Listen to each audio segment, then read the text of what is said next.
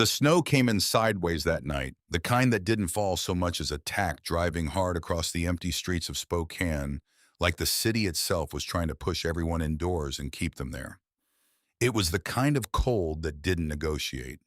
It got into your jacket, past your collar, down into the place behind your sternum where warmth was supposed to live, and it stayed there quiet and relentless until you stopped noticing it was there at all, which was the most dangerous part. Cole Hargrove had ridden in worse. He'd ridden through the tail end of a November ice storm outside of Billings, once the kind where the road looked dry, but wasn't where your tires found nothing beneath them for half a second that felt like half a lifetime. He'd ridden through heat so thick in the Arizona desert that the air above the asphalt shimmered like standing water. He'd ridden through grief and fury and the particular numbness that came after too many funerals for men who were too young to be in the ground. He knew how to ride through things. That was the one skill the road had given him without asking for anything in return. But tonight was quiet. Tonight was just cold and dark, and the three of them moving together through streets that had given up on the evening hours ago. Spokane in February had a way of emptying itself out by 9 o'clock, folding its people indoors behind lit windows and locked doors, leaving the streets to whoever had nowhere better to be. Cole had always found something honest about that. The city at this hour showed you its bones. No performance, no pretense. Just concrete and lamplight and the sound of engines cutting through wind. Birch Calloway was riding to his left close enough that Cole could see the set of his jaw when they passed under a streetlight. Birch always rode like he was in conversation with the road, easy and loose, like a man who'd made his peace with motion years ago. He was the kind of man who could fill a room just by walking into it, not because of his size, which was considerable, but because of the quality of his attention. Birch noticed things. He noticed when someone's coffee had gone cold and refilled it without being asked. He noticed when a story someone was telling had a hole in it and never said so.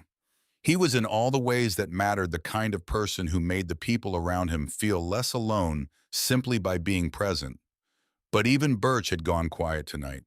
No hand signals, no quick looks over, no small gestures that meant nothing and everything at the same time. The way they did between men who'd ridden together long enough to develop their own language. Just forward motion.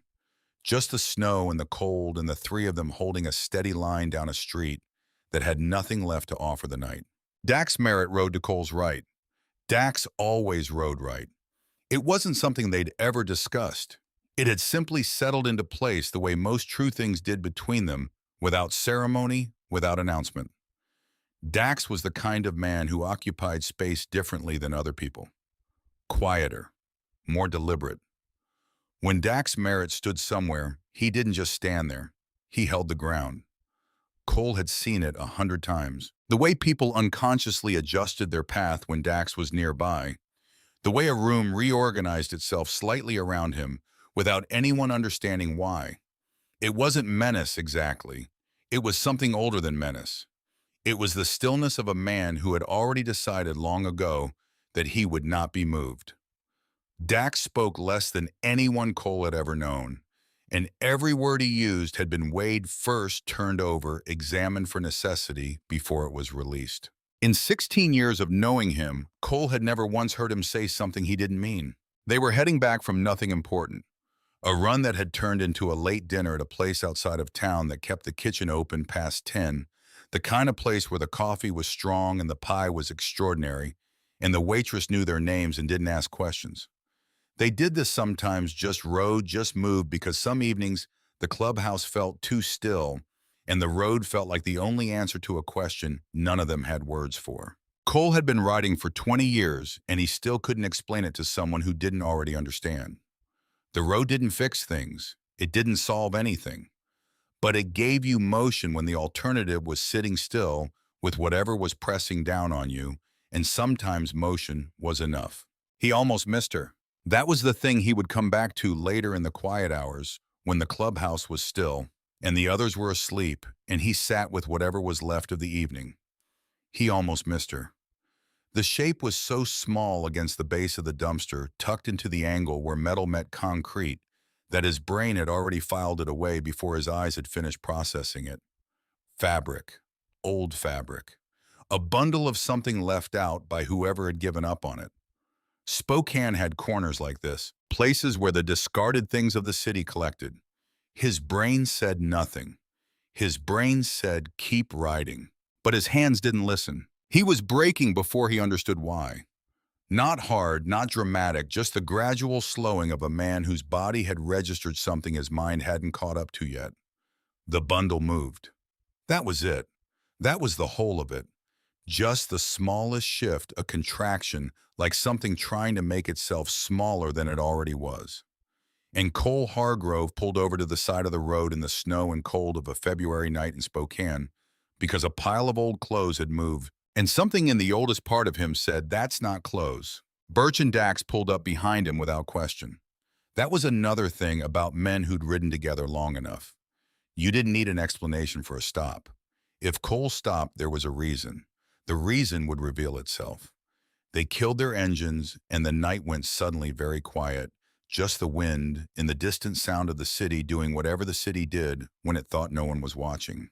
Cole swung off his bike and crossed the sidewalk in 4 steps and crouched down in the snow.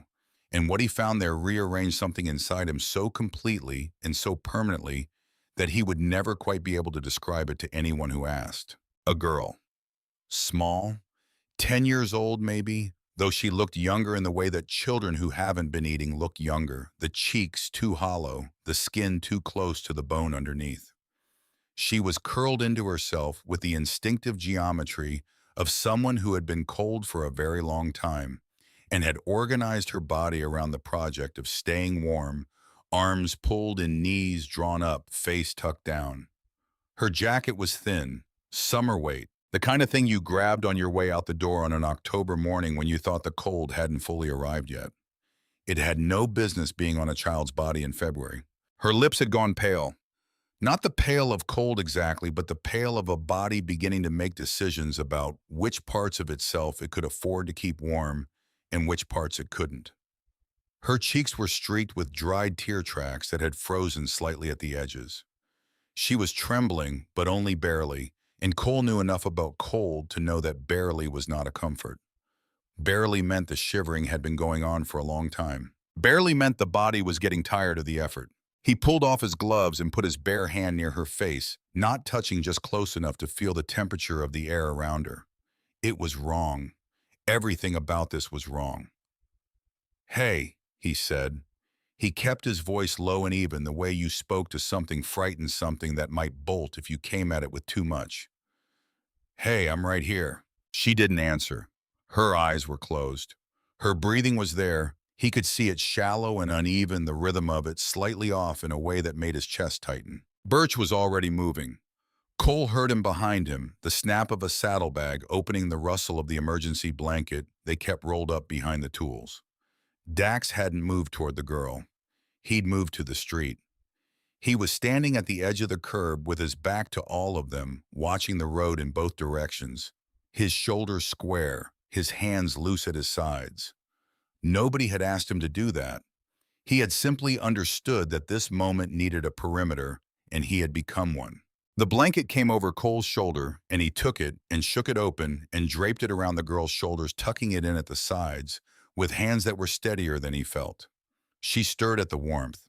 Her eyes came open, halfway unfocused at first, just the automatic response of a body registering a change in its conditions. "There you go," Cole said softly. "There you go." Birch appeared at his side with a sandwich still in its paper wrapper, squashed flat from the saddlebag. "But there." He held it out to Cole without a word. Cole unwrapped one end of it and held it close to the girl's face. "Can you try a bite?" he said. "Just one. Just a small one." She didn't respond immediately. Her eyes were open, but she wasn't focused, wasn't tracking where she was or who these men were or what the night had become around her. Cole waited. He didn't push it. He just held the sandwich where she could smell it, close enough to be an offer rather than a demand.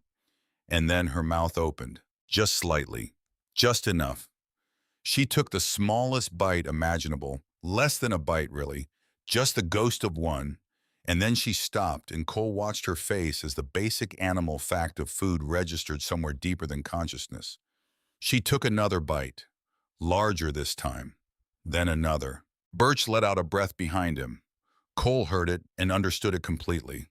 There was something about watching a person eat when they'd stopped expecting to that got into you in ways you couldn't prepare for. He'd felt it before in other contexts, other hard years, but never quite like this. Never this precisely. The girl's eyes found his face. She looked at him for a long moment, really looked the way children looked when they hadn't yet learned to perform the act of looking, when their gaze was still honest and direct and unmediated by whatever social editing adulthood eventually installed. She looked at him like she was reading something written in a language she hadn't known she could read. "What's your name?" Cole asked. She didn't answer right away. Several seconds passed. Birch crouched down on the other side of her, giving her 2 points of warm human presence, instead of one not crowding, just present. The wind moved through the gap between buildings, and the blanket shifted slightly, and Cole reached out and held it in place at her shoulder. "Lydia," she said finally. Her voice was barely there, worn down to almost nothing, like a battery that had been running too long on too little. Birch's breath caught. Cole heard it happen. He kept his own face still. "Lydia," Birch said, and even in the way he repeated it, Cole could hear something in his friend's voice that Birch would never say directly. Something that had to do with a name being more than a name. Something that had to do with the fact that she had one, that there was a Lydia here, that this was a specific person with a specific name who had been out here in the February cold long enough that her lips had gone pale and her shivering had slowed to almost nothing. "How long have you been out here?" Cole asked. Lydia didn't answer. She looked down at the ground between her knees at the snow that had packed itself into the angle between the dumpster and the pavement. Cole waited. He was good at waiting. He'd learned it the hard way in houses where patience was the only currency a child had, in rooms where the wrong question at the wrong moment cost you something you couldn't afford to lose. He waited. It was when he reached out to tuck the blanket more securely around her wrist that he saw it. A hospital bracelet or something like one. Institutional. White plastic with black print, worn and partially torn, hanging loose on her thin wrist, like it had been there long enough to become part of the landscape of her. He tilted her wrist gently toward the nearest streetlight and read what was printed on it. Spokane Children's Home. He felt the ground shift under him. Not physically, something older than the physical. He'd heard that phrase before. He'd heard it in a different way from the inside, the way you heard the names of places that had held you when you were too young to understand what holding even meant. He hadn't grown up in Spokane. He'd grown up in 3 different states and 7 different houses, and he'd been inside institutions that had different names but the same grammar. The same smell of industrial cleaning products and communal sadness. The same loneliness that only existed in rooms full of people where none of them were yours. He knew what that bracelet meant. It meant she hadn't wandered away from a home. It meant she'd run from one. He looked up at Birch. Birch had seen it too. His face had gone very still, which was the most alarming thing Birch's face could do. Cole didn't look for Dax. He already knew what Dax was doing. Standing at the street, watching, holding the perimeter so that nothing else could come at them from the dark. He looked back at Lydia. "We're going to take you somewhere warm," he said. Not a question, not a negotiation, just a fact delivered in the quiet register you used when you needed something to be true. "Is that okay?" She looked at him for a long moment. Something moved in her eyes, not quite trust, not yet, but the consideration of it, the beginning of the calculation. Then she nodded just barely, just the smallest commitment her body was willing to make. Cole lifted her. She was light in the way that alarmed him, the way that meant the weight was wrong, that something had been used up over days that should not have been used up. She didn't resist. She let herself be gathered up with the resigned trust of someone who had run out of better options, and something about that hit Cole somewhere deep and unguarded and stayed there. He carried her to his bike and held her against his chest, and Birch kept the blanket wrapped around her, and Dax appeared at Cole's side without being summoned and opened the saddlebag and found the spare jacket he kept there, heavy canvas lined with fleece, and draped it over the blanket without ceremony. They worked together the way they always worked, without instructions, without discussion, each of them understanding instinctively what the moment needed and providing it without fanfare. The ride to the clubhouse was slow and careful. Cole held Lydia in front of him on the bike, her small back against his chest, his arms on either side of her, working the handlebars, the blanket and jacket cocooning her against the wind. He felt her breathing change as they rode, felt it slow into something more regular, more deep. The warmth of the engine and the warmth of his body and the warmth of the fabric around her was doing something the cold had been trying to undo for however many days she'd been out there. He didn't push the speed. He took every turn easy and wide and deliberate. The clubhouse was lit when they pulled up. It usually was. There were always 2 or 3 members around in the evening, men who kept later hours or had nowhere else they preferred to be. And when Cole came through the door carrying a 10-year-old girl wrapped in a canvas work jacket, the room reorganized itself quietly around that fact. Nobody panicked. Nobody asked foolish questions. A man named Garrett, who was 53 and had been with the club for 19 years and had the hands of someone who had worked hard. His whole life took one look and went immediately to the back room to start the heating elements on the old space heater.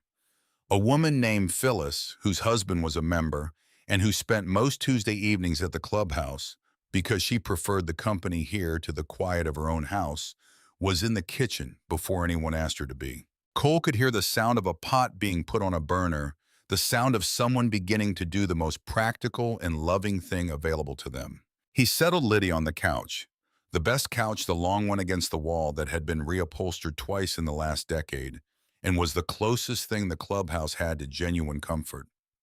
He sat beside her, without crowding her leaving space, letting her understand that proximity didn't have to mean pressure. She looked around the room slowly.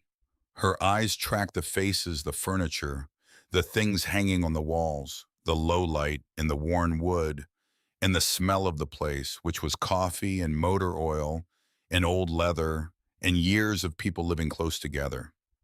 It was not a fancy place. It had never tried to be. But it was warm, and the warmth was not a small thing. Cole watched her feel it, watched it move across her face the way relief moved when it finally arrived after a long absence. Birch sat across from her on the arm of the other chair, keeping careful distance, his hands loose between his knees. He was making himself smaller than he was, which was something Cole had watched Birch do before in situations that required it. Birch understood intuitively that sometimes the kindest thing a large man could do was to take up less space. Dax stood in the doorway to the hall, not entering, not leaving, just present. If you didn't know him, you might have read it as indifference. If you knew him, you understood it for what it was. He was making himself available without making himself an intrusion. He was giving the girl his presence without asking anything of her in return. Phyllis came out with soup. Real soup, something from a pot, something that had onion and salt and heat in it. She set it on the low table in front of Lydia with a spoon and a folded paper towel, and then she stepped back without saying anything. And that restraint, that understanding that what the moment needed was not words, but food and warmth in the absence of demands made Cole's chest ache in a way he couldn't account for. Lydia ate, slowly at first with the careful movements of someone who had learned not to trust that food would stay available. Then more steadily. The soup went down and the color came back into her face in increments so gradual you might miss it if you weren't watching. Cole was watching. After a while, the room settled into a quiet that wasn't uncomfortable. The heater hummed. The kitchen made small sounds. Outside, the snow continued its work against the windows, but it couldn't get in. "You don't have to talk," Cole said eventually. "You don't have to do anything right now, just sit." She looked at him, really looked again with that direct, honest gaze that hadn't yet learned to look away. "I ran away," she said. Cole held still.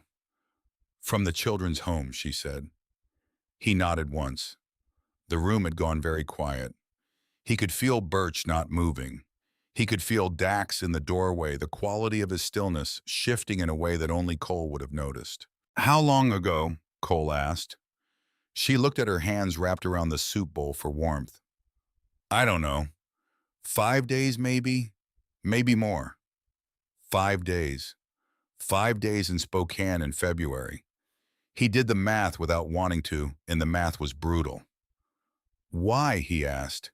He kept his voice soft, neutral, not demanding, just leaving the space open for whatever she chose to put in it. She was quiet for a long time. The kind of quiet that wasn't absence but preparation. The quiet of someone deciding whether to trust a thing, whether the cost of saying the true thing out loud was lower than the cost of keeping it inside. Cole waited. He was the best at waiting of the three of them. He'd had the most practice and paid the highest tuition for it. When she finally spoke, her voice was so quiet that he had to lean forward slightly to catch the words. "Because no one noticed when I was there," she said, "and I wanted to know if no one would notice when I was gone." Cole heard Birch make a sound behind him. Not a word, just a sound.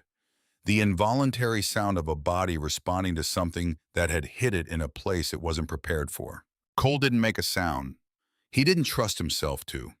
He sat with what she'd said, and he let it be what it was, which was the truest and most devastating sentence a 10-year-old should never have had reason to construct. He sat with it, and he thought about a boy in a house in Wisconsin who was 11 years old and lying on his back in the dark, staring at a ceiling he didn't recognize, and making a decision so quiet and so permanent that it had taken him 20 years to fully understand what he'd decided. The decision to stop expecting anyone to come. He understood exactly what Lydia had done. She hadn't run because she was reckless. She hadn't run because she was careless or impulsive or any of the things an institution might write on a report to explain a missing child.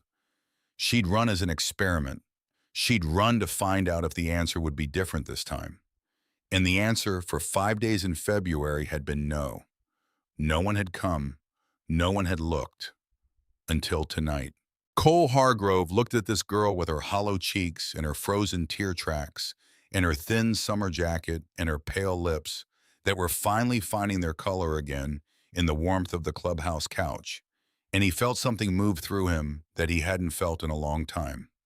Not pity. Pity was something you felt from a distance, something that kept you separate from the thing that caused it. This was not that. This was recognition. The gut-level recognition of someone who had been the same child in a different body in a different decade and who had spent his whole adult life building something solid enough to stand on so he'd never have to feel that particular ceiling above him again. "You're not invisible," he said. He didn't plan to say it. It came from somewhere below planning. She looked at him. "You're not," he said. "Whatever they made you feel like in there, whatever that place gave you or didn't give you, you're not invisible. You're sitting right here, and I can see you just fine." She didn't say anything, but something in her face changed. Something around her eyes, the smallest shift, like a door that had been locked a long time, moving a fraction of an inch without opening all the way. It was enough. It was more than enough. She fell asleep within the hour. It came on her the way sleep came on people who had been running from it for days all at once and without ceremony, her head tipping sideways and her body going soft against the cushions. Cole reached over and adjusted the canvas jacket that Dax had draped over her, making sure it covered her shoulders, and then he sat back and watched her breathe. The room was quiet. The heater hummed. Birch had moved to the chair across the room and was sitting with his elbows on his knees, staring at the floor, with the expression of a man sorting through something he hadn't been handed the tools for. Dax had come fully into the room at some point and was standing with his back against the far wall, arms crossed, eyes on the girl. His face was doing the thing it did when he felt something too large for his usual containment sealed tight, holding whatever it was under considerable pressure. None of them spoke for a long time. Eventually, Birch looked up. His eyes moved to Cole, and the question in them was the same question that had been sitting in the middle of the room since the moment Cole had picked her up off the pavement. Cole knew what had to happen. He knew it before Birch's eyes asked it, knew it the same way he knew the temperature of a road or the weight of the incoming weather. They couldn't keep her without telling someone. That wasn't a legal judgment. It was a practical reality, and it was also simply true. She was a ward of the state. She had a wristband.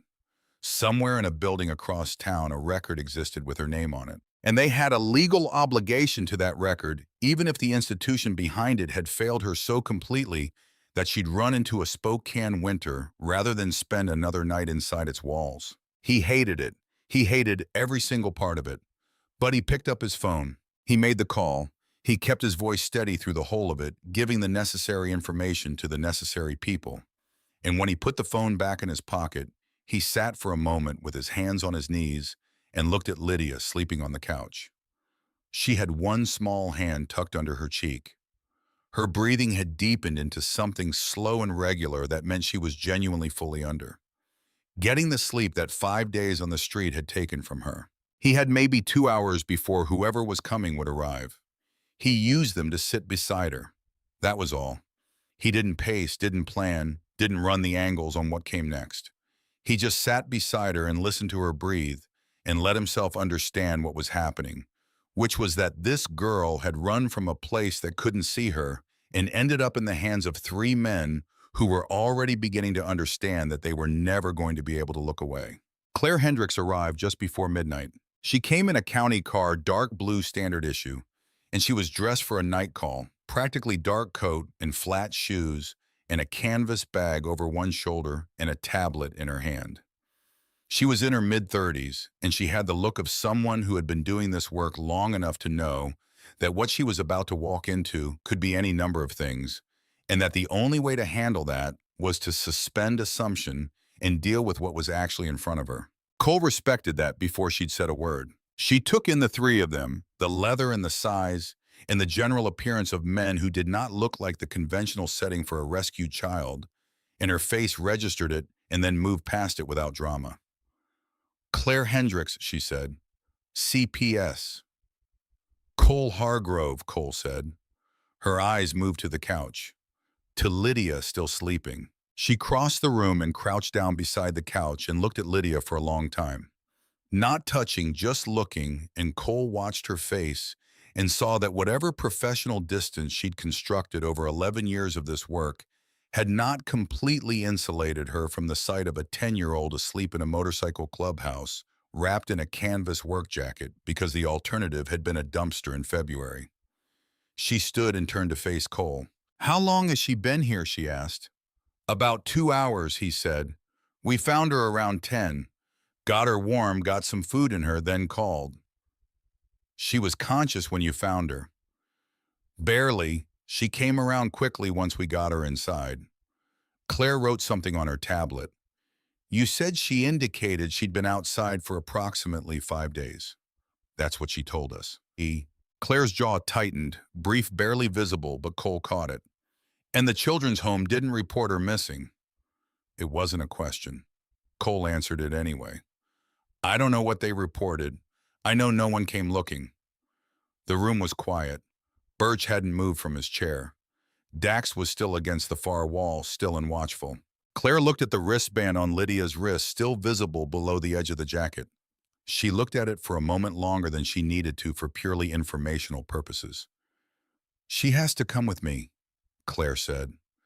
Cole felt the words land in the room. "Where?" he asked. "Back to the children's home. For tonight. There's a process." "She ran from that place," Birch said from across the room. His voice was even, but the evenness was working hard, holding something back. "I understand that," Claire said. "She ran from it and spent 5 days on the street in February rather than go back to it," Birch said. "And your process is to send her back there." "Mr. Calloway." "Mr. Calloway, I hear you. I do. But she is a ward of the state, and I don't have a legal alternative tonight. There are procedures. There are protections in place. And right now, those procedures left a 10-year-old outside for 5 days, Dax said. It was the first time he'd spoken since they'd found her. His voice was low and very quiet, and the quietness of it was somehow louder than any volume would have been. Claire looked at him. Dax looked back. He didn't elaborate. He never did. But he didn't need to. Claire held his gaze for a moment, and then she looked away, which was not something most people managed when they were trying to hold the professional line against Dax's merit. "I know," she said. And the flatness of it, the weight of it told Cole that this was not a woman reciting procedure from behind a wall. This was a woman who knew exactly what the system had done and was standing inside it anyway because she didn't know what else to stand inside. He understood that. He'd felt that specific helplessness before in different shapes. He was about to respond when Lydia stirred. The shift in her was immediate. The moment her eyes opened and found Claire standing in the room, the sleep fell off her and something else took its place. Something old and practiced and deeply unhappy. She pulled the jacket tighter. She pressed herself back into the couch cushions like she was trying to go through them. "No," she said, barely a sound. Claire stepped forward, crouching down, her voice going gentle. "Lydia, my name is Claire. I'm here to help you."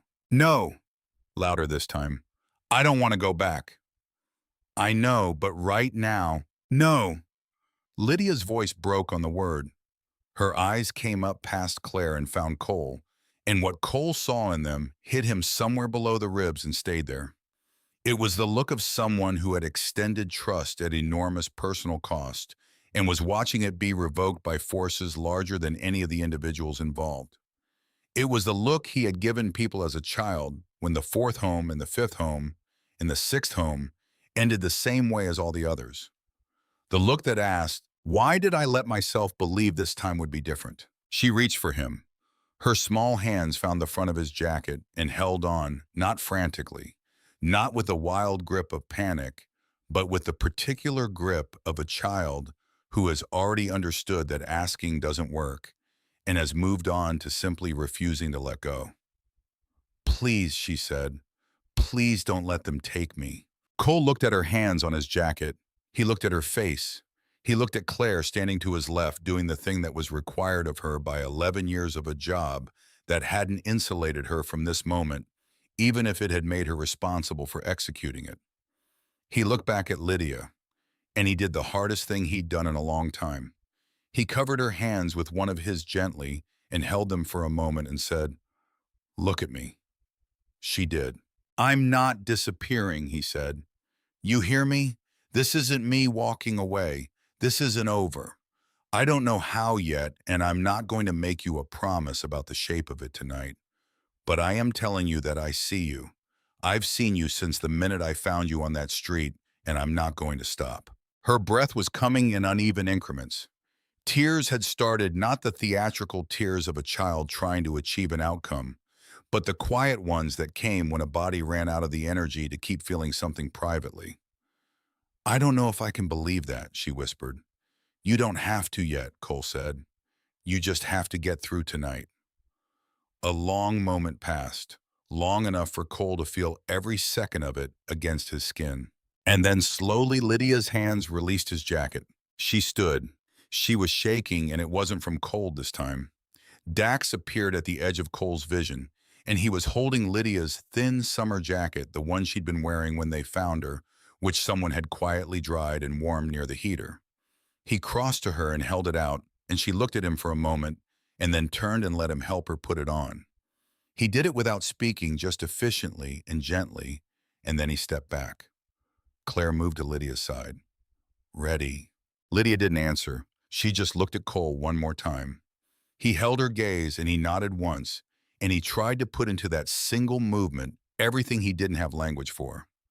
"I see you. I'm not finished. This is not the end of this." She turned and walked with Claire toward the door. Cole stood and watched them go. He heard the door open and a gust of February air moved through the room, and then the door closed again, and the room went quiet in the way rooms went quiet after something essential had left them. Birch was on his feet. He'd stood without Cole noticing, and now he was standing in the middle of the room with his hands at his sides and a look on his face that Cole had only seen a few times in 20 years. The look that meant something had gotten through the considerable defenses that Birch Calloway had spent his whole life constructing against the world. Dax hadn't moved from where he'd stepped back after helping Lydia with her jacket. He was standing still in the way he stood still when he was holding something very heavy, very carefully, the way you held something that would damage the floor if you dropped it. Cole went to the window. He watched Claire's car pull away from the curb. He watched the red taillights move down the street through the falling snow and turn the corner and disappear. The clubhouse was warm. The heater was still humming. Lydia's soup bowl was still on the low table, half empty, the spoon beside it, and the folded paper towel Phyllis had set out next to that. Nobody moved it. Nobody said anything for a long time. Birch finally spoke. "We're not done here," he said. It was not a question. Cole kept his eyes on the window, on the place where the taillights had been. "No," he said, "we're not." The blanket was still on the couch the next morning. Cole came out of the back room at 6 earlier than usual, having slept the way he slept, when something was working on him in short intervals, with long stretches of ceiling staring in between. The clubhouse was quiet at that hour, the kind of quiet that belonged only to early morning, before the day had fully committed to being anything in particular. Gray light came through the windows in thin strips. The heater had cycled down overnight and the room had gone cool without going cold. He saw the blanket immediately. It was exactly where it had been when Claire's car pulled away, folded more or less against the armrest of the long couch, still holding the compressed shape of a small body that had slept in it. Nobody had touched it. He didn't know if that was intentional or if people had simply moved around it the way you moved around something you weren't ready to make a decision about.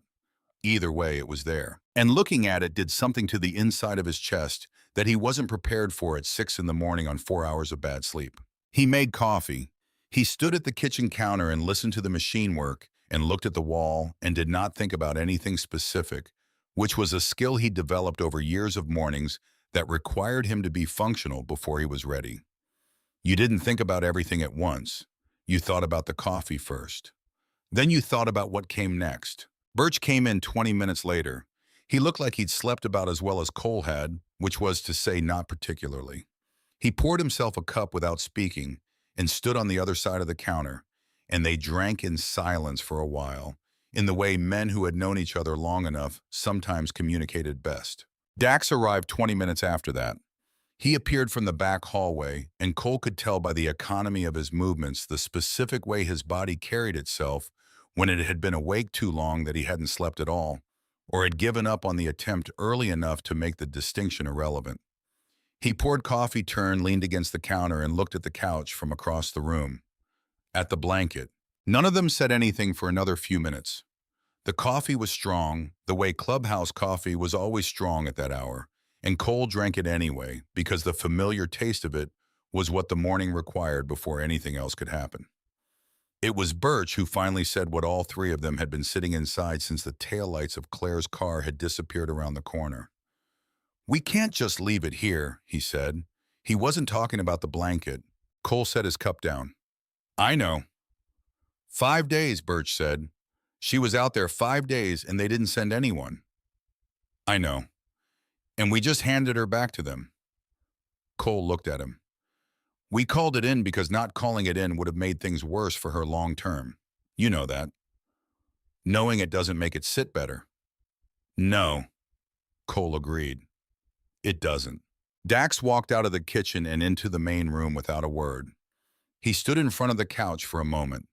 Then he sat down on the far end of it, away from the blanket, and put his elbows on his knees and stared at the floor. Cole watched him from the kitchen doorway. He'd known Dax Merritt for 16 years, and he'd learned over those years to read the differences between his silences. This one said, "I went somewhere last night and I haven't fully come back yet." Cole understood. He hadn't fully come back either. He picked up his phone and looked at Claire Hendrick's number. She'd given it to him when she arrived, standard procedure, a contact for follow-up.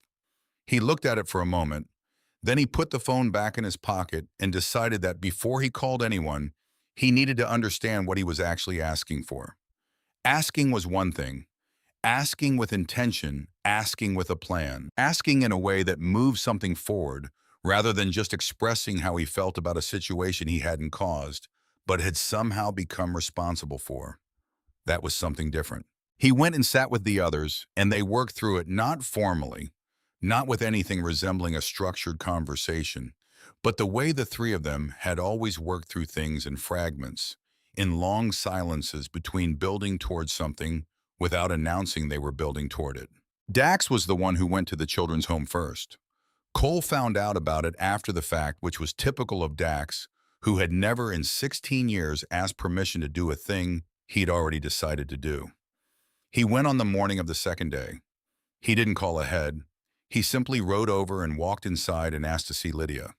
They told him she wasn't available for visits. He asked why. They told him visits required prior authorization from a guardian or caseworker. He asked who her caseworker was.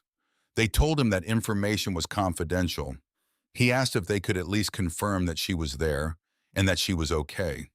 They told him they couldn't confirm information about residents to members of the public. He came back to the clubhouse and told Cole what they'd said, relaying it flatly and without embellishment, just the facts of it. And Cole listened and felt the specific anger that came not from cruelty, but from the bureaucratic version of it, which was in some ways harder to hold on to because there was nobody in particular to direct it at. Dax went back on the fourth day. This time, the person at the front desk was different, younger.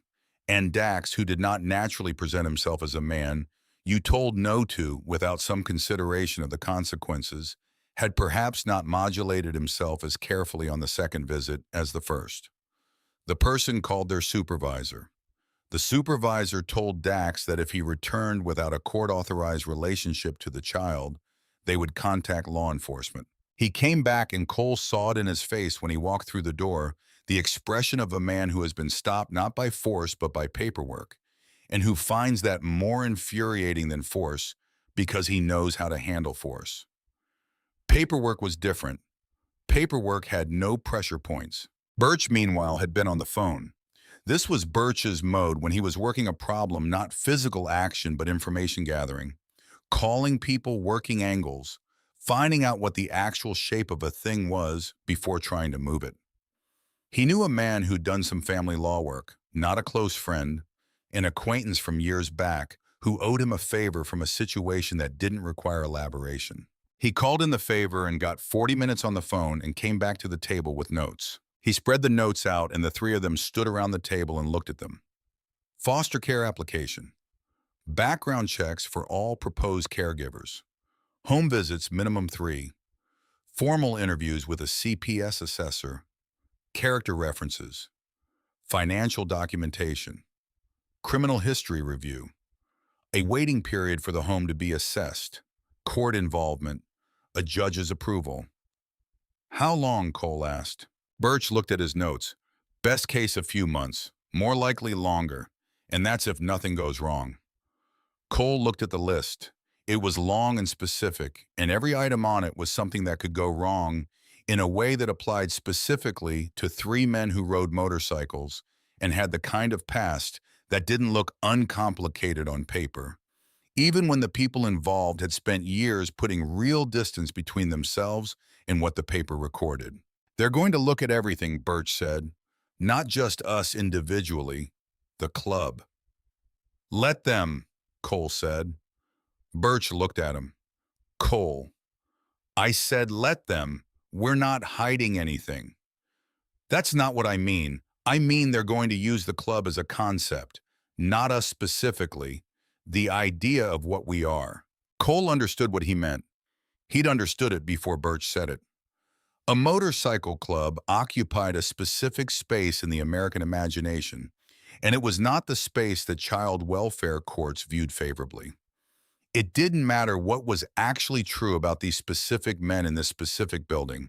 It mattered what was presumed true and what would be presumed true by a system that dealt in categories and precedents and the careful management of institutional risk. He picked up his phone and called Claire Hendricks. She answered on the third ring, which told him she'd been expecting the call. Mr. Hargrove, she said. Cole, he said. Is there a legal way to get her out of there? A pause. Not the pause of someone who didn't know the answer. The pause of someone deciding how to give it. There is, she said. Foster care application with adoption as the stated long-term intent. It's a formal process. It takes time. How much time? Depends on how the evaluation goes. Minimum several months, potentially longer. And if the evaluation doesn't go well, another pause. Then the application is denied and you have no legal standing to pursue it further.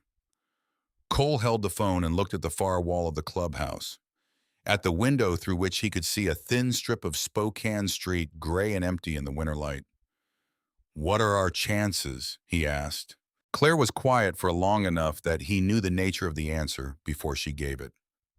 "Honest answer, I don't know. There are factors in your favor. Your background, the circumstances of how you found her, what I observed when I came to the clubhouse.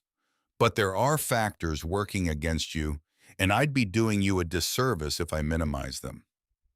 Tell me, the club is going to be an issue, not you personally, the association, and your history, all three of you, it's not going to look uncomplicated on paper." "No," Cole said, "it's not. There's also the matter of Gerald Voss." He didn't know the name. "Who is he?" "He's the state's attorney assigned to Lydia's case. He handles placement disputes, contested foster arrangements. He's experienced and he's thorough, and he has a particular perspective on what constitutes a suitable home environment. And we don't fit his perspective. You don't fit the conventional version of it," Claire said carefully, "which is what he works from." Cole was quiet for a moment. "Can we win?" Claire took a breath. "I think you can try," she said. "And I think trying is worth something because right now the alternative for Lydia is staying where she is until she ages out or runs again. And I don't think either of those ends particularly well." She paused. "I'll send you the paperwork. But Cole, I need you to understand something before you start this." "Go ahead." "If this falls apart partway through, it's going to hurt her more than not starting it at all. She already—" Claire stopped. Started again. "I saw her this morning. She asked me if you were coming back." The words went into Cole and stayed there. "What did you tell her?" he asked. "I told her I didn't know," Claire said. "Because I didn't. But I told her she should eat her breakfast." After he hung up, Cole sat for a long time with the phone in his hand. Birch and Dax were both in the room, existing quietly in the same space, without demanding anything from it, the way they did when something was being processed, and processing required room. "She asked if I was coming back," Cole said. "Nobody said anything." "She asked this morning, first thing." The room held the information. Let it settle. The paperwork arrived 2 days later. Claire sent it digitally and Cole printed it out on the clubhouse printer that was older than most people's marriages and still somehow functional, and the pages came out slightly misaligned and warm, and he spread them on the big table in the main room, and the three of them stood around it and looked at the stack. It was substantial. Every form was its own small negotiation with a system designed. Cole understood not with malice but with caution, with the determination to make the process difficult enough that only people who truly meant it would see it through. There was a logic to that. He could see the logic even while resenting what it meant for them specifically. "Background checks," Birch said, reading. "All three of us." "Financial documentation," Dax said. He rarely read aloud. The fact that he was doing it now meant he was making an inventory, deciding what they were walking into with clear eyes. "Home visits," Cole said. "Minimum 3. They're going to come here." They all looked around the clubhouse, at the worn furniture and the tool calendars on the wall, and the bike parts in the corner that someone had been meaning to move for 6 months and hadn't. At the bar along the back wall that was used mostly for coffee, but looked like what it was. "We clean it up," Birch said. "We're not hiding what this place is," Cole said. "I didn't say hide it. I said clean it up. There's a difference between those two things." Dax nodded once. They filed the paperwork over the next week. Cole handled most of it personally, sitting at the table in the evenings with the forms spread out in front of him and a cup of coffee going cold at his elbow, working through each section with the methodical patience he applied to engines and to roads and to anything that required sustained attention in the face of complexity. He answered every question honestly. He didn't soften things that didn't need to be softened. He didn't reach for language that made his past look like something it wasn't. His record was his record. His history was his history. He had been in 7 houses in 10 years. He had grown up without a stable address or a consistent adult. He had made choices in his 20s that he would make differently now. None of that was untrue, and none of it was the whole truth either. and the forms didn't have space for the whole truth. So he gave them what fit in the boxes and trusted that the rest would have to come through in other ways in rooms in person, in the unrepeatable specificity of face-to-face human accounting. The background check came back first. Cole's was complicated. Birch's was more complicated. Dax's was the least complicated of the three, which surprised people who made assumptions about Dax based on his appearance and surprised nobody who actually knew him. Stanton Webb found out what was happening on the fifth day. Cole hadn't told the wider club because he hadn't been sure what there was to tell, yet hadn't wanted to raise something that might not become anything.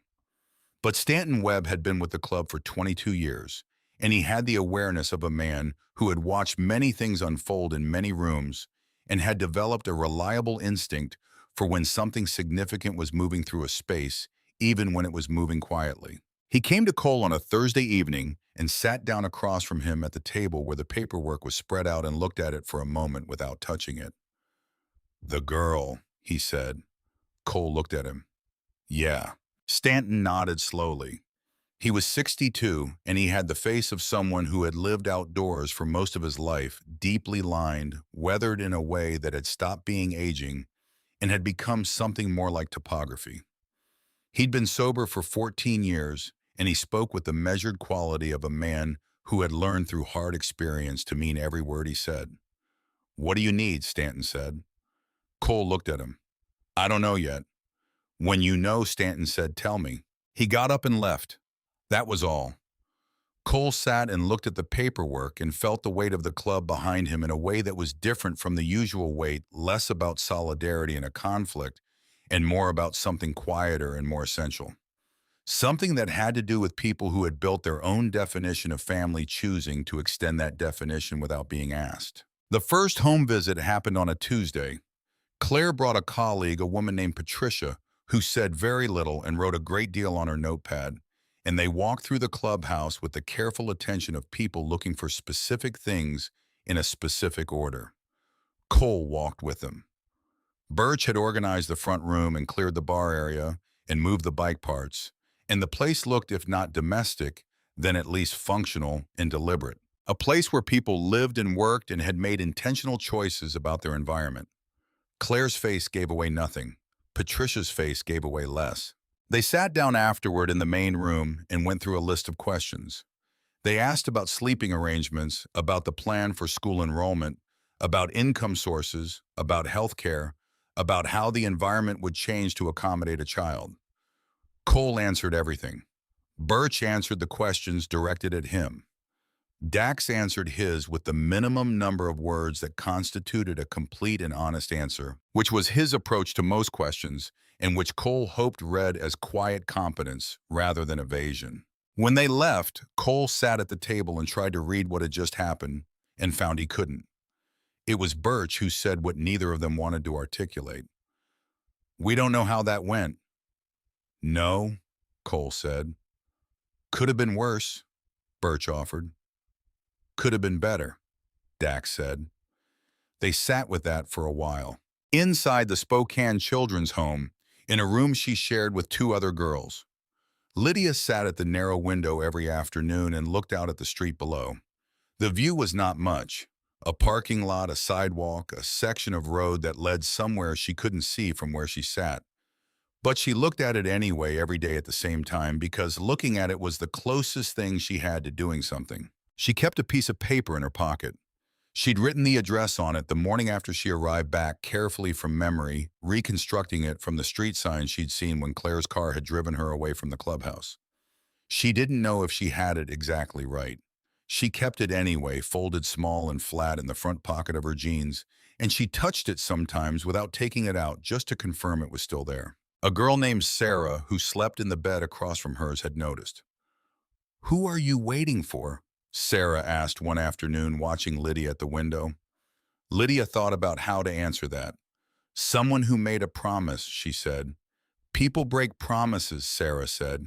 Not cruelly, just as information, as something she had learned and was passing along. "I know," Lydia said. She looked back at the street. "But I'm waiting anyway." Gerald Voss made himself known on the 9th day. He didn't come to the clubhouse. He sent a letter formal and precise introducing himself as the state's attorney assigned to evaluate the suitability of the proposed foster placement. The letter was professionally correct in every particular, and it communicated between every line that he had already formed a view of the situation and that his view was not favorable. Cole read it twice, then a third time, more slowly, paying attention not to what it said, but to the structure of its objections, the architecture of the argument it was making. Voss wasn't arguing that Cole was a bad person. He wasn't arguing that Dax had a criminal history or that Birch was dangerous. He was arguing something more fundamental and more difficult to counter, that the environment represented by a motorcycle club was categorically not an appropriate setting for a child in state care. Not because of who these specific men were, because of what this specific context was. It was the argument that had no face. Cole had dealt with opponents before in the ways that men like him dealt with opponents, and there was always a face, always a person, always someone you could look at directly and engage with directly. Voss was making an argument designed to exist on paper in formal settings through institutional channels, and Cole understood immediately that countering it would require him to operate in territory where his instincts and strengths were not fully applicable. He called Claire. "I got Voss's letter," he said. "I expected you would," she said. "He's not arguing against us specifically. No, he's arguing against the category. How do you counter a category?" Claire was quiet for a moment. "You make it personal," she said. "You make it about Lydia specifically and you specifically and what actually exists between you, rather than about what motorcycle clubs represent in theory. You force him to argue against a real child and real people rather than against an abstraction." You show up to the hearings," she said. "You tell the truth, and you let me do my job." Cole put the phone down and looked at the letter again, at the precise, reasonable, completely devastating language of it. Voss was good. He understood that immediately and without reservation.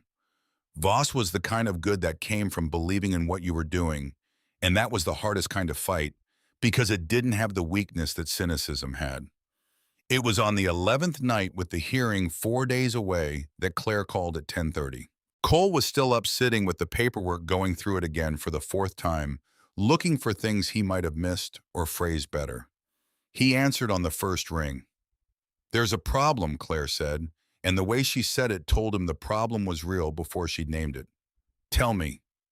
Voss found something. A report from 3 years ago, an altercation outside the clubhouse. There were other parties involved. The report names Birch. Cole held very still. "It's not a criminal conviction," Claire said, "but it's documentation of an incident that Voss is going to characterize as evidence of a pattern of environment-related risk. He's going to argue that the club's physical setting has a documented history of conflict." "That incident was," Cole started. "I know, I've read the report, but it's on record and Voss is going to put it in front of a judge, and how it looks in that context is going to be very different from how it was in reality." Cole was quiet. "I have to be honest with you," Claire said. "I don't know if we can overcome this before Thursday. I'm going to try. But I need you to be prepared for the possibility that the initial hearing doesn't go our way." Cole said nothing. "Cole, I heard you," he said. He sat with the phone in his hand after he hung up and looked at the wall for a long time.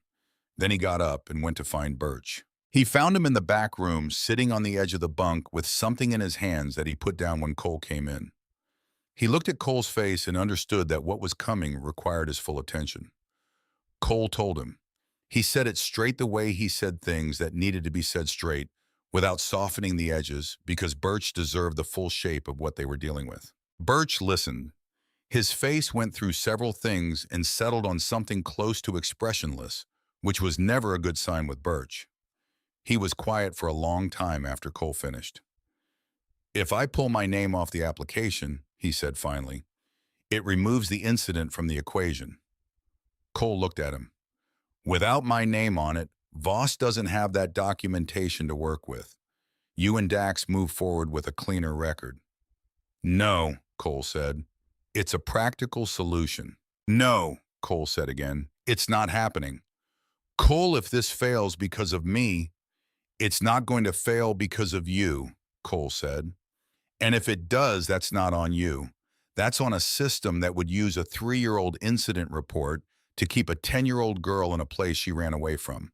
We don't make it easier for them by dividing ourselves. Birch looked at him for a long time. You're sure? I was sure before you asked. Birch looked at the wall. Dax appeared in the doorway without sound, which was simply how Dax arrived places. He stood there and looked at Birch, and Birch looked back at him, and something moved between them in the wordless register that the three of them had been communicating in for years. Dax looked at Birch for a long moment. Then he said quietly and with finality, all three or none. He didn't elaborate. He never did. But the three words carried everything that needed carrying, and Birch heard all of it. Birch let out a breath. It was a long breath, the kind that carries something with it when it goes. All right, he said. Cole nodded. Nobody said anything else for a while. The clubhouse was quiet around them, the familiar quiet of the place they'd built and lived in, and made into the thing the world outside couldn't see when it looked at the word club and thought it knew what it meant. He thought about Lydia at the children's home. He thought about her at the window in the afternoons, which was something Claire had mentioned in passing during one of their calls. He thought about her keeping the piece of paper in her pocket. He thought about her telling that other girl someone who made a promise. He thought about the moment he'd covered her hands with his and told her this wasn't over. He thought about what it had cost her to let go of his jacket. He thought about a boy lying on his back in the dark in a house in Wisconsin, at 11 years old, looking at a ceiling he didn't recognize, deciding to stop expecting anyone to come. Cole Hargrove had spent 34 years building something on top of that decision. He had built a club, a family, a way of existing in the world that had its own code and its own loyalty and its own particular brand of dignity. He had built it piece by piece with men who understood what it was to need something solid when everything else was shifting, and he had built it without asking anyone's permission or seeking anyone's approval, because that was the only way he'd ever known how to build anything. On Thursday morning, he would walk into a courthouse and ask a system that had never much approved of men like him to look at what he'd built and call it enough. He had no idea if it would work, but he was going. All three of them were going. And somewhere across town, a 10-year-old girl was touching a folded piece of paper in her pocket and believing or trying to believe in a promise that had been made to her in a warm room on the worst night of her life. He was not going to make her wrong for believing it. Thursday came in gray and cold. The sky, the particular flat white of a Spokane winter that hadn't decided whether it was finished yet, holding its weather in reserve like a judgment it wasn't ready to deliver. Cole was awake before 5. He lay in the dark for a while and listened to the building breathe around him, the small sounds of a structure that had housed a great deal of living over many years. And then he got up because lying there wasn't doing anything useful. He stood in front of the narrow mirror in the back bathroom for longer than he usually stood in front of mirrors. He was wearing dark pants and a button-down shirt, charcoal gray, the kind of shirt that lived at the back of a drawer, and came out for occasions that required the acknowledgement that occasions existed. He looked at himself and thought about the version of this moment he'd imagined over the past 2 weeks. The version where he knew exactly what to say and how to say it, and walked in with the clean confidence of a man who understood the terrain. That version had not materialized. What had materialized was this himself in a gray shirt, in a narrow bathroom mirror at 5 in the morning, with a hearing in 4 hours that would determine whether a 10-year-old girl got to stop waiting at a window. He left the jacket on the chair. It was the first thing Birch noticed when Cole came out into the main room. Birch was already there, already dressed, sitting at the table with a cup of coffee. He wasn't drinking, and his eyes went immediately to Cole's shoulders, to the absence of the leather. And he understood it without having it explained, because Birch understood most things without having them explained. He didn't say anything about it. He just nodded. Dax appeared from the back hallway.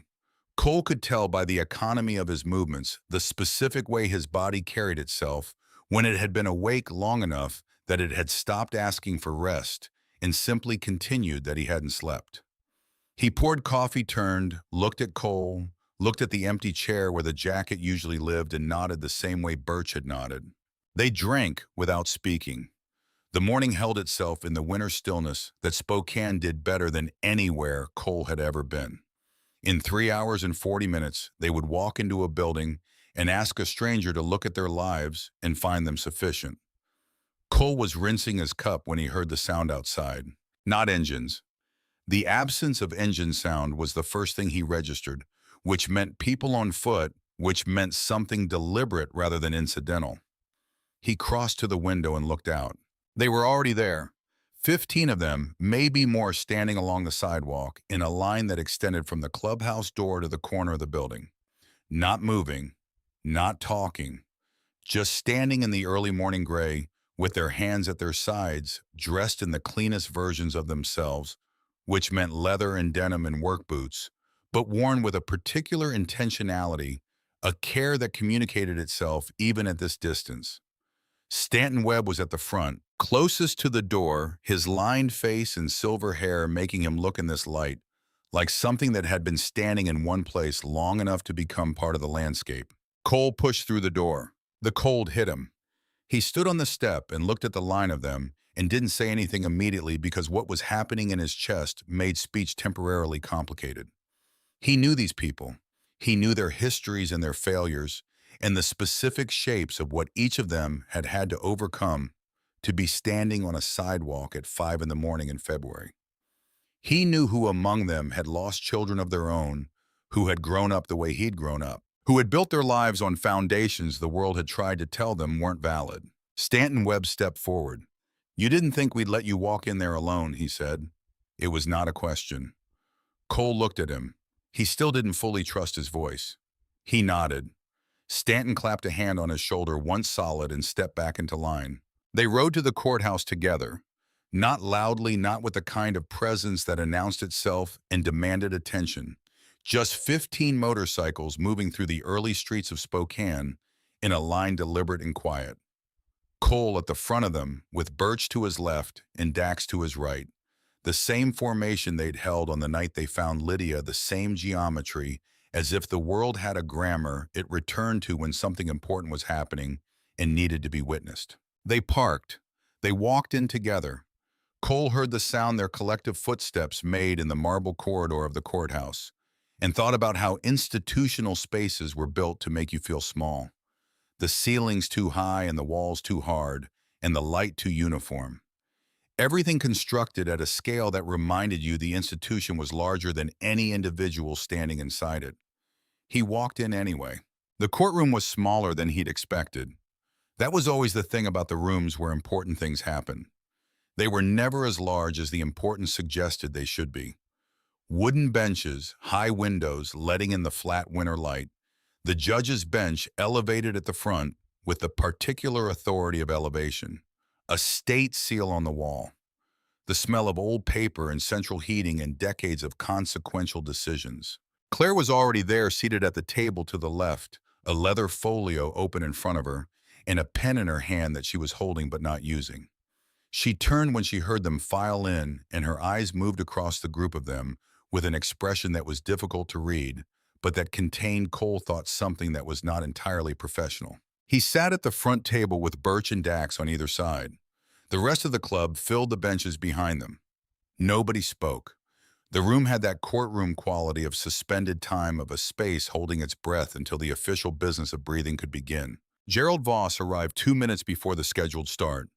He was exactly what his letter had suggested. He would be precise, contained, dressed in the kind of dark suit that communicated institutional belonging without effort. He was perhaps 50, with the careful face of a man who had learned long ago to keep his reactions on the inside where they couldn't be used against him.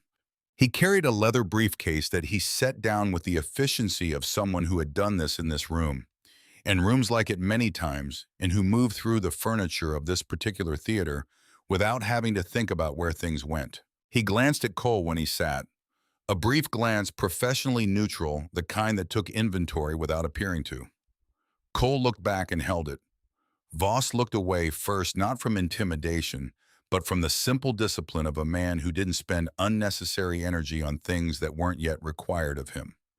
The judge entered.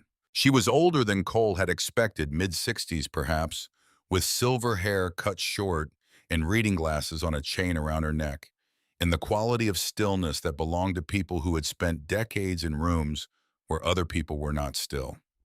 She sat, arranged her materials, looked out over the courtroom with eyes that moved efficiently across it, cataloging everything with the practiced attention of someone who had been doing this long enough that her first impressions were reliable. She looked at the benches behind Cole, at the 15 people sitting there in their leather and their quiet. She looked at Cole. He met her eyes. She put her glasses on and looked at the papers in front of her. This is the preliminary hearing regarding the petition for foster care placement with stated adoption intent for Lydia Ann, currently in residence at the Spokane Children's Home. Her voice was even and practiced and carried the room without effort. The petitioners are Cole Hargrove Birch Calloway and Dax Merritt, applying jointly. Gerald Voss represents the state's interest. Claire Hendricks is present as the assigned caseworker. She looked up. Mr. Voss, the state's position. Voss stood. He was smooth. Cole had to give him that. He opened without dramatics, without the kind of prosecutorial performance that announced itself. Just clear language and a measured register. The voice of institutional reason doing its work. Your Honor, the state's concern in this matter is singular and consistent with our mandate, the welfare of the child. We don't dispute the sincerity of the petitioners. We don't dispute that their initial actions in finding and assisting Lydia were commendable. He paused just long enough. What we do dispute is the suitability of the proposed placement environment as a stable, appropriate long-term home for a 10-year-old girl in state care. He opened his briefcase and removed a folder. The petitioners are active members and leaders of a motorcycle club operating out of a clubhouse in Spokane. This is not a private residence. This is a communal space used for club activities frequented by rotating members with no consistent domestic structure. We have documentation of at least one incident of physical altercation on the premises within the past 3 years. He set a page on the table. We also have the petitioner's combined criminal history, which, while not disqualifying in isolation, paints a picture of a lifestyle and an environment that falls substantially outside what this court would typically consider appropriate for a child in a vulnerable developmental stage. He sat down. Cole felt the room absorb it, felt Birch to his left not moving, felt Dax to his right not moving, felt the bench behind him not moving. The judge looked at Claire. Miss Hendricks. Claire stood. She was steady.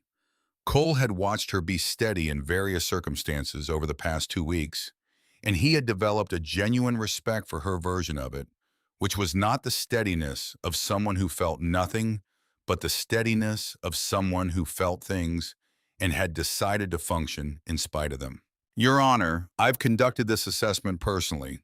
3 home visits, extensive interviews with each petitioner individually and collectively, background review, financial review, and ongoing contact with Lydia herself. She opened her folio. The picture that emerges is substantially more complex than the state's summary suggests. She walked through it methodically. The home visits, what she'd found, what had been present, and what had been absent. The interview findings, the financial documentation that showed stable income from 3 sources and the capacity to support a child. She spoke about each of the 3 petitioners in specific terms, not defending them in the abstract, but describing what she had actually observed, which was specific and therefore harder to argue with than any generality. Voss interjected once about the incident report. Claire acknowledged it and continued. Then she stopped. She closed her folio. Cole watched her face change. It was subtle, just a degree or 2 of shift visible to him, because he'd been watching her face for 2 weeks, and he knew its professional register. This was something different from that register. This was a woman who had decided to say something she hadn't put in any report. Your Honor, Claire said, and her voice had changed too, the practiced evenness of it, carrying something new underneath it, something that hadn't been there when she'd started.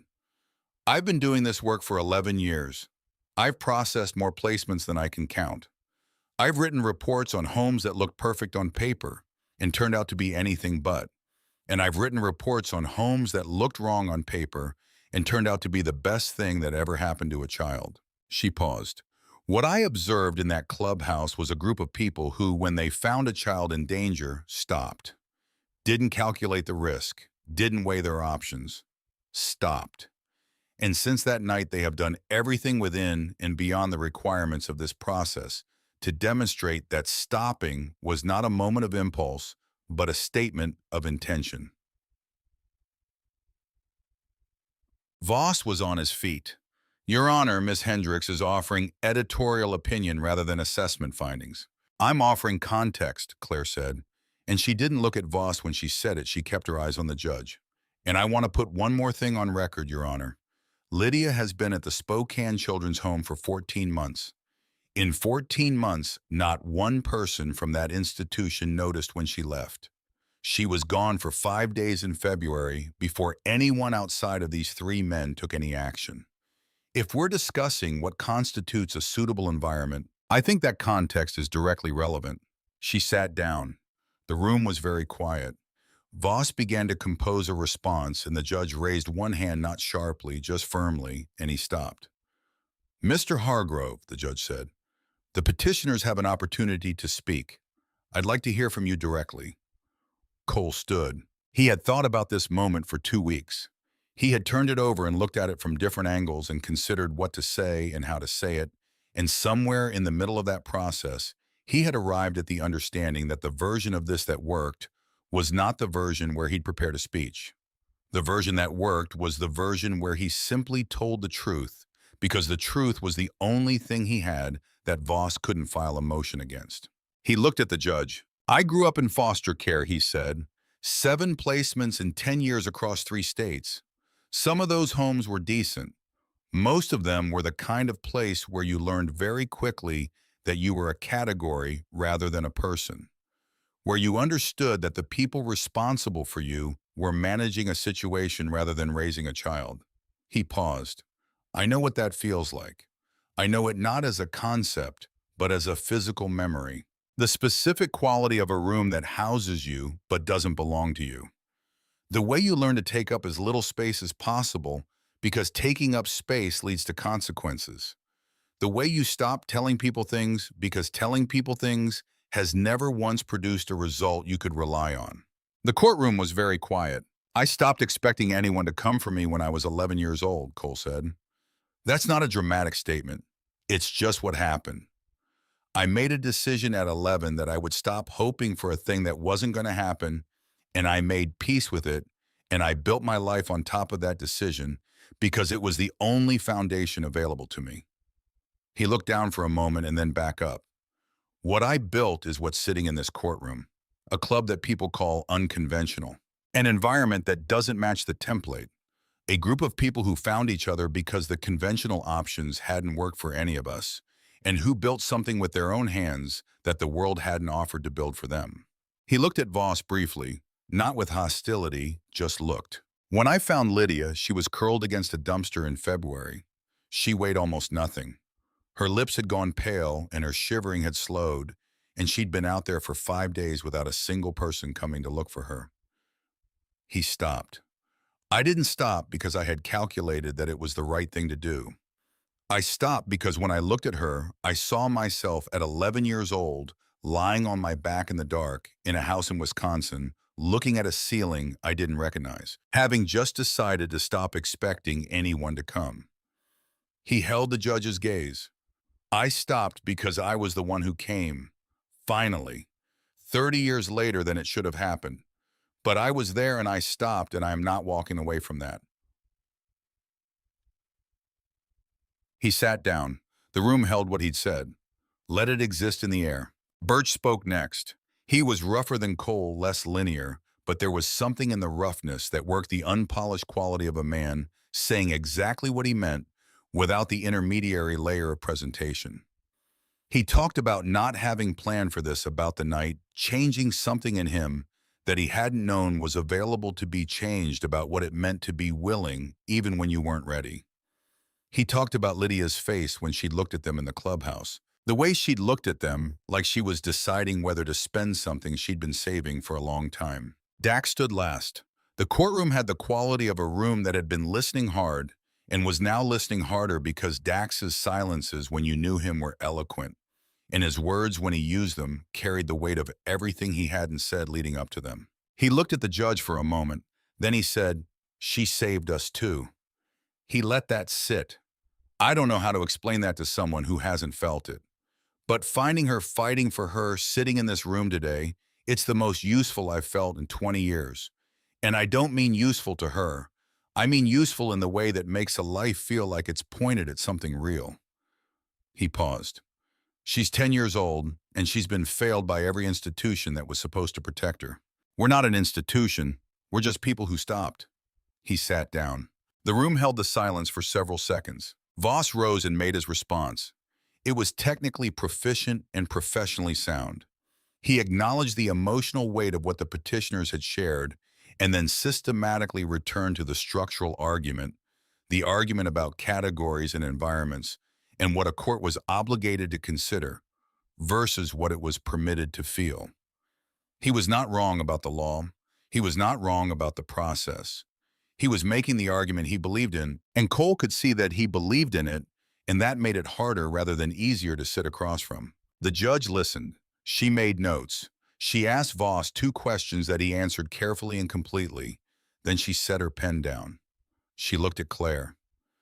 "Miss Hendricks, is the child present in the building today?" Claire hesitated for only a fraction of a second. "She is, Your Honor. She's in the waiting area with a staff member." Voss was on his feet immediately. "Your Honor, I must object to any direct examination of the minor. She is 10 years old, and this proceeding is about her future, Mr. Voss," the judge said. Her voice was not unkind. It was simply final. "I'm aware of that more than anyone in this room." She looked at the bailiff. "Please bring Lydia in." The door at the side of the courtroom opened. Cole turned without meaning to. Lydia walked in with the deliberate steadiness of a child who had decided somewhere between the waiting area and this door that she was not going to let the room see her afraid. She was wearing her school clothes clean, the ones the home had presumably put her in for the occasion. She looked at the room, at the wooden benches, and the elevated judge's bench, and the state seal, and the people she didn't know. And then she found Cole, and for just a second, something moved across her face that she then put away. She sat in the chair the bailiff indicated. It was positioned so that she faced the judge, but could see Cole in her peripheral vision. She didn't look at him directly. She looked at the judge. "Lydia," the judge said, and her voice had shifted, the formal register dropping just a degree, becoming something that recognized it was speaking to a person who hadn't asked to be in this room. "I want to ask you something, and you don't have to answer if you don't want to. But if you're willing, I'd like you to tell me in your own words something about the night these men found you." Lydia looked at the judge steadily. She didn't look at Voss. She didn't look at her hands. She looked at the judge the way she'd looked at Cole the night he'd found her, with the direct, honest attention of someone who had not yet learned to look away from things. The courtroom was absolutely still. Then Lydia said, "It was the first time someone stopped. Not because it was their job, because they wanted to." She stopped. That was all she said. 8 words in a silence. Voss opened his mouth and closed it again. The judge looked at Lydia for a long time. Then she looked at Cole. Then she looked back at the papers in front of her, and she picked up her pen and she wrote something down, and she set the pen down again. "Thank you, Lydia," she said. "You can go back to the waiting area." Lydia stood.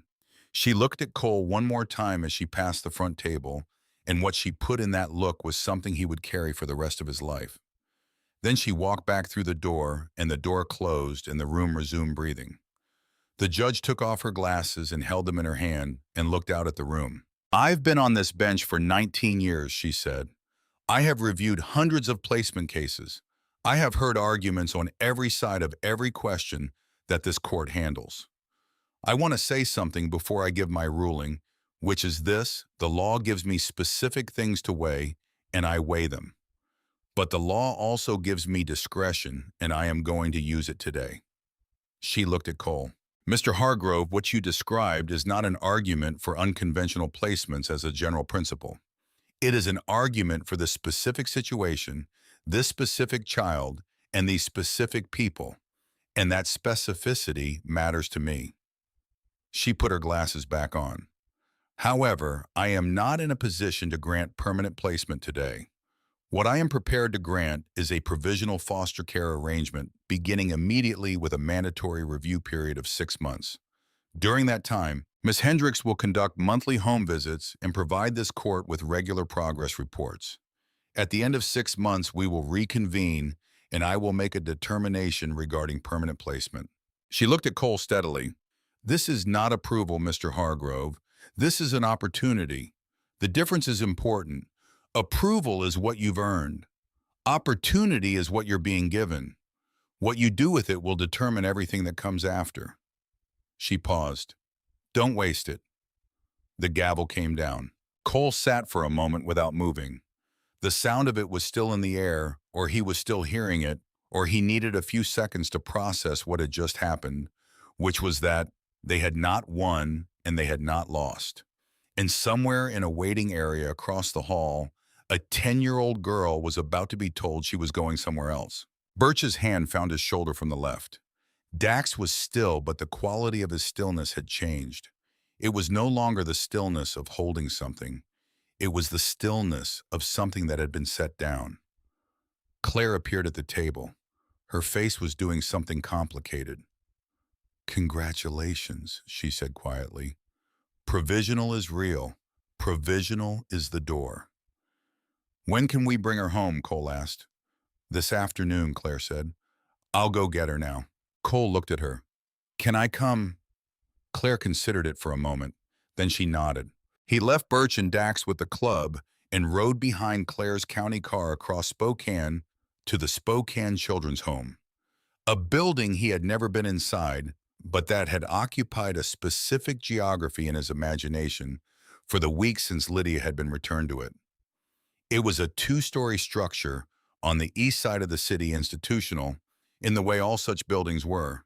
Institutional, built to be functional and durable rather than welcoming. Its architecture communicating the same message that all such architectures communicated to the children inside them. This is a place where temporary things happen. Claire went inside first.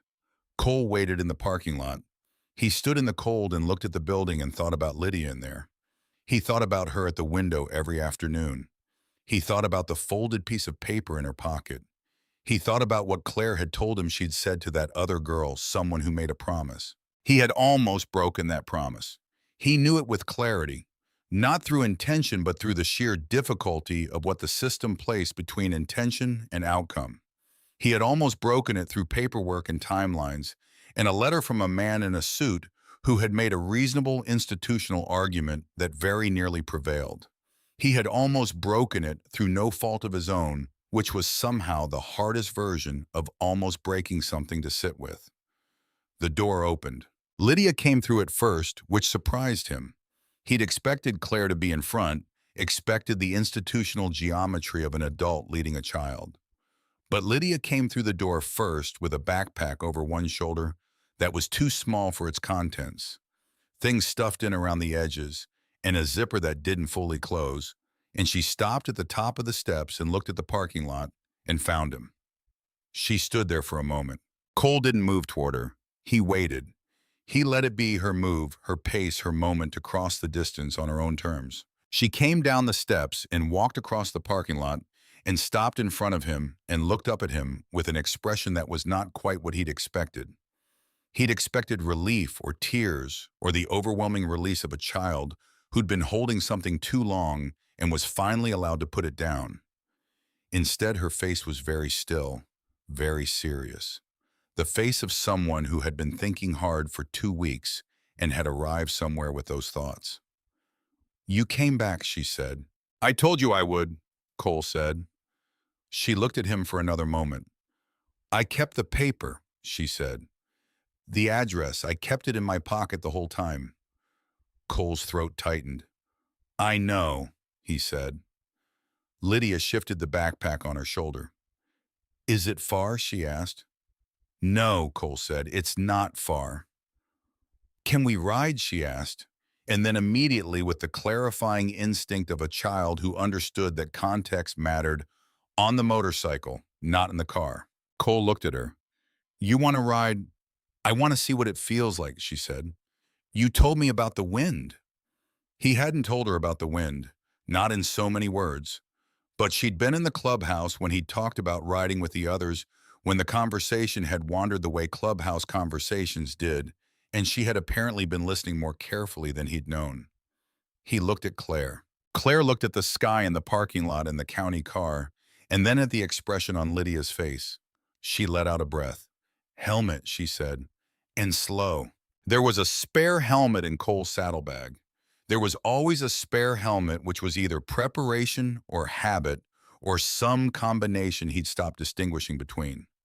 He adjusted it to fit Lydia's head, which took several minutes, and the extension of the chin strap to its limit, and it was still slightly large, and she looked at him from inside it with her serious face, and he thought, good. Let there be room to grow into it. She climbed up behind him and put her arms around his waist, and he felt the specific weight of her, the specific grip. And he remembered the night they'd found her, the way she'd felt when he'd lifted her from the pavement, the wrongness of how light she'd been then. She was still slight, but there was something different in how she held herself now, something that hadn't been there on that street in February. He pulled out of the parking lot slowly and kept it slow through the streets. Nothing like the speed he rode when it was just him, or just the three of them. Just a careful and deliberate movement through the city, and he felt Lydia behind him, adjusting to the motion, finding her balance, and then finding something beyond balance. The thing you found on a motorcycle when you stopped fighting the movement and started being part of it. When they crossed this bridge over the river and the city opened up on either side, and the air moved differently, he felt her arms loosen slightly from their initial grip. Not because she was less secure, because she'd understood that she didn't have to hold on for her life. She could hold on simply because it was where she wanted to be. They pulled up to the clubhouse and the door opened before Cole had the engine off. Birch came out first, then Dax, then Stanton, then several others, and nobody made a production of it. Nobody rushed down with the kind of performative welcome that would have been too much. They just came out and stood and let the moment be what it was. Lydia climbed off the bike. She stood on the sidewalk and looked up at the building and then at the people standing in front of it. Her face was still doing the serious thing, the thinking hard thing. And Cole watched her take it all in, the building and the faces and the cold afternoon air, and the fact that this was now in some provisional and legally complicated and entirely real way where she lived. Birch came down the steps. He stopped in front of her and crouched down so he wasn't towering, so they were closer to the same level, and he said, "We made your room up. It's small, but it's yours. Nobody else's name on the door." Lydia looked at him. "There's a door?" she asked. Birch blinked. "Yeah, with a door." "That I can close." "That you can close," he said, "and lock if you want, from the inside." Something moved across her face at that, small and significant. Dax came down next. He didn't crouch. He stood in front of her at his full height and looked down at her, and then he reached into the inside pocket of his jacket and produced something small and folded, and he held it out to her. She took it and unfolded it carefully. It was a piece of cloth, a small patch circular stitched in white thread on dark fabric, and in the center of it, in careful, even stitches, was a single word: family. Lydia looked at it for a long time. Then she looked up at Dax. He nodded once. That was all. With Dax, that was everything. She held the patch carefully in both hands like it was something that could be damaged by inattention. Stanton Webb came down the steps last moving with the deliberate pace of a man who had 62 years behind him and had learned to take the important moments at the speed they deserved. He stopped in front of Lydia and looked at her with his weathered face and his careful eyes. "You know what we are," he said. Lydia looked at him. "A motorcycle club," she said. "That's what people call us," Stanton said. "You want to know what we actually are?" She nodded. "We're people who didn't fit anywhere else," he said, "and found each other instead. That's it. That's the whole of it." He looked at her steadily. You fit here, Lydia. You fit here since the night Cole brought you in. The paperwork just took a while to catch up to what was already true. Lydia looked at the patch in her hands. Then she looked at Cole. He came down the steps and stood in front of her, and she looked up at him with the same serious face she'd had in the parking lot when she'd come through the door and found him standing there. "Thank you for coming back," she said. "I told you," he said. "I know," she said, "but I didn't fully believe it until right now." He understood that. He understood it the way he understood things he'd lived from the inside, the specific experience of having been told something true by someone who meant it and still not being able to let yourself believe it until the evidence arrived in a form you couldn't argue with. He had spent years not believing things that turned out to be true because the cost of believing and being wrong was higher than the cost of doubting and being right. He understood exactly why it had taken her until this moment standing in front of him in a parking lot with a patch in her hands to let it be real. "You can believe it now," he said. "It's real." The 6 months that followed were not simple. Cole had not expected them to be simple, and he would have distrusted simplicity if it had arrived, because the things worth having were not simple, and pretending otherwise was the kind of optimism that set people up for the fall that came after. There were difficult days, days when the adjustment was harder than anyone had prepared for, when Lydia's history made itself known in the specific ways that children's histories made themselves known, in the flinching at sudden sounds, in the testing of boundaries to see what they do in the moments of sudden withdrawal that had nothing to do with anything that had happened in the room and everything to do with rooms long before this one. There were nights when Cole heard her from down the hall, the sound a child made, when sleep turned against her and he went and sat outside her door, not entering unless she asked, just there, just present until it passed. Sometimes she opened the door and sometimes she didn't, and both outcomes were okay. Both outcomes meant she was navigating something real, and navigating was better than not. Birch bought her books. He had a system for it, one at a time, chosen based on what she'd said she liked the last time, and each one had her name written inside the front cover in his particular handwriting, which was unexpectedly meticulous for a man who presented himself as careless about most things. Lydia noticed this. She mentioned it to Cole once quietly, that Birch wrote her name in each one, that she had a shelf now, with her name repeated across all the spines in that same handwriting. "That's what he does," Cole said. "Why?" Lydia asked. "So you know they're yours," Cole said. "So no one can say they're not." She thought about that for a moment and then went back to whatever she was doing with the particular efficiency of a child who had received information she needed and had filed it where it belonged. Dax finished the vest. He worked on it in the back room in the evenings over the course of several weeks, and nobody asked him what he was working on because nobody asked Dax questions about things he decided to do privately. But one evening in March, he appeared in the doorway of the main room while Lydia was at the table doing homework, and he crossed to her without announcing himself, and he set the vest down beside her worksheet. She looked at it, then at him. The back of it was visible from where she sat, and on the back, stitched in white thread on black leather, were 2 words: ride or die. "That's ours," Dax said. "The club's. It means family. It means we go together or we don't go." Lydia touched the stitching with one finger, tracing the letters carefully. "Did you make this?" He nodded. "For me?" He nodded again. She stood up from this table and put it on over her sweater. It would fit differently in a year. She didn't know that yet, but Cole did, and the knowledge sat in his chest like something warm and forward-looking. She looked down at herself and then up at Dax. "Thank you," she said. Dax said nothing, but the expression on his face was the most expressive thing Cole had seen on it in 16 years of knowing him. Claire came every month.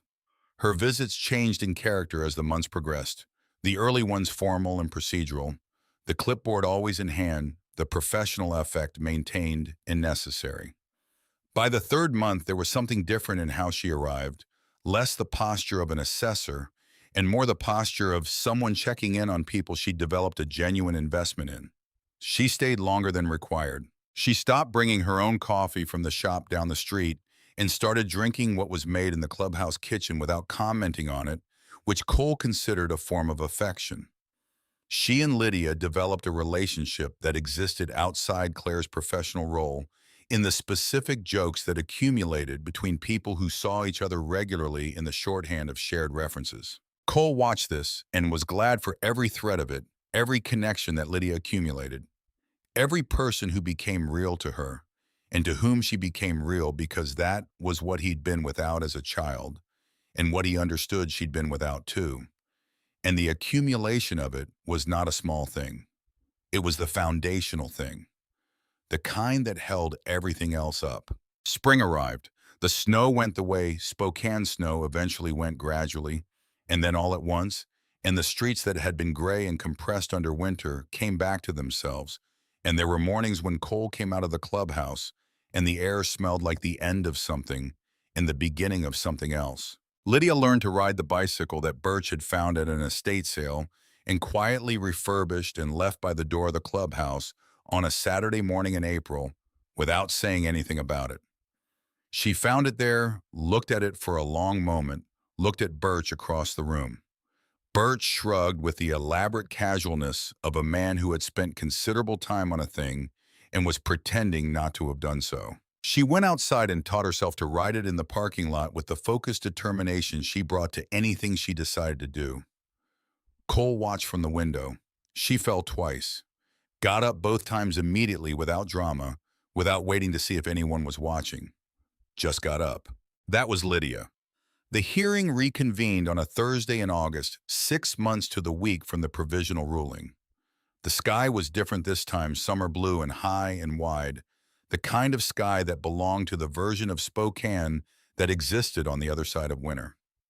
Cole wore the same gray shirt, left the jacket on the chair for the same reason as before. They went in the same way. 15 people on the sidewalk, Stanton at the front, the same line, the same quiet. Cole stood at the top of the steps and looked at them and felt the same thing he'd felt in February, but different now, deeper, more settled, less about needing the support, and more about knowing it was simply there, regardless of what he needed. Voss was there. He was professionally consistent, which Cole had come to respect even while opposing him. He presented Claire's monthly reports, which he could not do much with, because Claire's monthly reports were thorough and honest, and described 6 months of a child being steadily, undramatically, genuinely okay in a place she'd chosen to be. Claire presented herself. She was different in this room than she'd been in February, and Cole noticed it in the way she stood, in the way she opened her folio. She had been a professional who cared in February. She was a professional with a stake now, and the difference was visible if you knew what you were looking for. Voss made his closing argument. It was good. He was good. But Cole could feel, even before the judge spoke, that Voss was making an argument against something that had already happened, that the 6 months had made a reality that briefs and precedents couldn't reach. The judge looked at Claire's reports. She looked at the summary of home visits. She looked at the documentation of school enrollment and medical care, and the teacher's note that Claire had included the one that said Lydia had gone from the quietest child in the room to the one who stayed after class to ask the most questions. She took her glasses off. "I'm going to be brief," the judge said, "because the record speaks clearly enough that anything I add risks obscuring rather than clarifying." She looked at Cole. "Mr. Hargrove, 6 months ago, I gave you an opportunity and told you not to waste it. I want it on the record that you did not waste it." She looked down at the papers and then back up. "This court finds that permanent placement is appropriate and grants the petition for adoption. Lydia will be the legal daughter of Cole Hargrove, with Birch Calloway and Dax Merritt designated as secondary guardians with full parental standing." The gavel came down. The room did not erupt. The people who had been there in February knew how to hold important things quietly by now. What happened was quieter and larger than eruption, a collective exhale, a settling, the sound of people who had been holding something for a long time, finally being allowed to set it down. Cole sat with his hands on the table and let it be real. He looked to his left, and Birch was looking at the ceiling with his jaw tight and his eyes doing something he would not have called crying, and that was nevertheless crying. He looked to his right and Dax had his eyes closed and his hands flat on the table and his face was doing the thing it did when the interior volume had exceeded what the exterior could contain. Claire appeared at the table. Cole looked at her and what he saw made him stop. She was not composed, not in the professional way she'd maintained across 6 months of visits and reports and the careful management of a process that had required her to be the institution's representative, even while quietly being something more than that. She was standing at the edge of the table with her folio held against her chest, and her eyes were full and her face was open in the way faces went open when they'd stopped performing. She looked at Cole. 11 years, she said, and her voice was quiet enough that only he could hear it. I've been doing this 11 years. I've written reports on children who got good outcomes and children who didn't. I've sat in rooms like this one more times than I can count. She stopped, started again. This is the first time I felt like the actual thing worked. Not the system, the thing underneath it, the thing the system is supposed to be for. She paused. That's because of you. All of you. Because you refused to let it fail. Cole looked at her for a moment. Then he nodded. She nodded back. That evening after the court, after the drive back, after the celebration, that was warm and full of food and laughter, and a cake that Stanton had apparently ordered 2 weeks earlier, because he decided to believe in the outcome before it arrived. Cole found himself alone with Lydia for a few minutes in the quiet of her room. She was sitting on her bed with the vest in her lap, looking at the stitching. The shelf on the wall had books on it, more than it had in March, and they had her name inside them. The door had a small drawing on it that she had made herself a motorcycle and a figure riding it and a word underneath. Home. You want to tell me something? Cole asked. He'd learned to read her silences the way he'd learned to read Dax's by paying attention long enough that the differences between them became legible. She looked up. I used to think it was my fault, she said, that no one noticed me. I used to think it was something about me specifically, that if I was different or better, somehow things would have been different. Cole sat down in the chair by the desk. And now, he asked. Now I know it wasn't about me, she said. It was about them. They weren't paying attention. That's not the same thing as me not being worth paying attention to. Cole looked at her.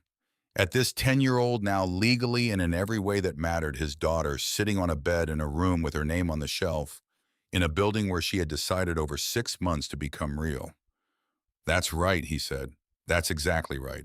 She nodded. She'd known it was right. She was checking, not asking.